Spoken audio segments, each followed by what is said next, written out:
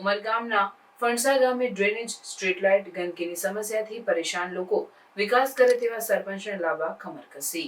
ઉમરગામ તાલુકામાં હાલ ગ્રામ પંચાયતોની ચૂંટણીને લઈ હવે સરપંચો પ્રચાર અને વાયદા વચનોની લહાણી કરવા નીકળ્યા છે। ઉમરગામ તાલુકાનું ફણસા એક એવું ગામ છે જેને જિલ્લા પંચાયતના પ્રમુખ જેવા હોદ્દેદારનો લાભ હાલ મળી ચૂક્યો છે, પરંતુ આ ગામને ડ્રેનેજ વ્યવસ્થા અને સ્ટ્રીટ લાઇટ જેવી સુવિધાઓથી આજે પણ વંચિત છે।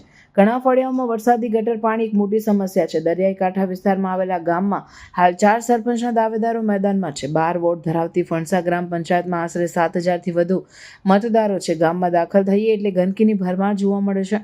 ચોમાસામાં અહીં ડ્રેનેજ વ્યવસ્થાનો અભાવ મોટી આફત બને છે। ઘણા વર્ષોથી અહીંના મતદારોએ કરેલી રજૂઆતોને ધ્યાને લેવાતી નથી। આ વખતની ચૂંટણીમાં અહીં રસાકસીનો જંગ જામશે, પરંતુ મતદારોએ કામો કરી શકે તેવા સરપંચને વોટ આપવાનું નક્કી કર્યું છે। ગટરની બહુ ત્રાસ છે। આખા રસ્તામાં પાણી રહી છે, ગટરમાં પાણી નહીં જાય। કાદવ ને કાદવ, કેટલી મચ્છર આવે ને કેટલે લાઈટ ને આવે ને કોઈ ને કેવું ગામ કે જ નહીં ખબર પડે। અમારા કોઈ કરવા વાળા જ નહીં આવે, અમારી પાસે પૂછનાર જ નહીં કોઈ। ફણસા ગામતા એવું કે કોઈ ગામીણ નું નામે જ નહીં હોય એવું।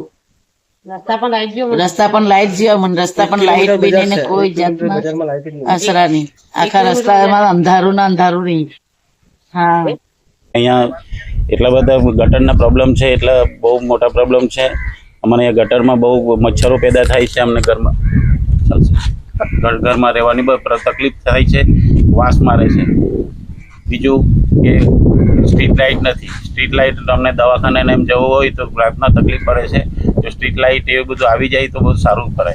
ગામમાં સરપંચ એવા હોવા જોઈએ કે જેથી કરીને વાયદા નહીં કરે અને કામ કરે, એવા સરપંચ હોય તો અમને વધુ સારું રહે।